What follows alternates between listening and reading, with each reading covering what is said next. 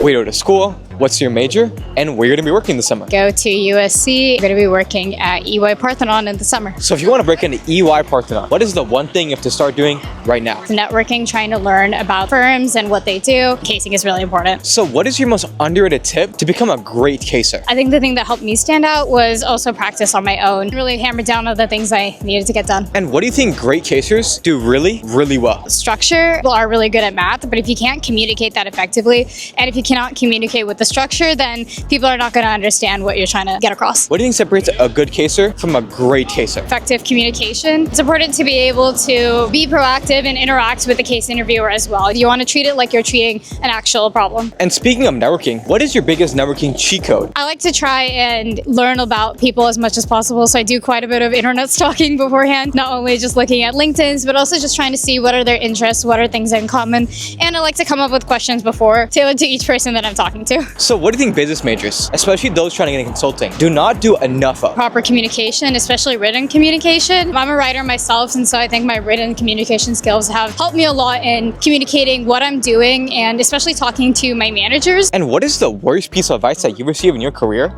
and why? Only focus on networking. I understand that networking can open a lot of doors because networking can get you into the door, but it's not going to get you a job. And what is the most overrated casing resource that you've used? I think that case in point, it's useful, but also didn't teach me anything really revolutionary. And I would say also management consultative. It is useful to practice your drills and things like that, but after some point you want to chase perfection and you need better resources than those. What is your biggest cheat code to get a return offer? Definitely always document everything that you're doing. You want to have a log and you want to have verifiable proof of the things you've done over the summer. Always say yes to things. It's a little tiring. If you're able to be the first person to stick out their hand and be like, hey, I want to do this opportunity, it's a great thing. And then the third thing is always be communicative. Always tell your manager what's going on, because if they don't know what's happening, then you're basically doing nothing.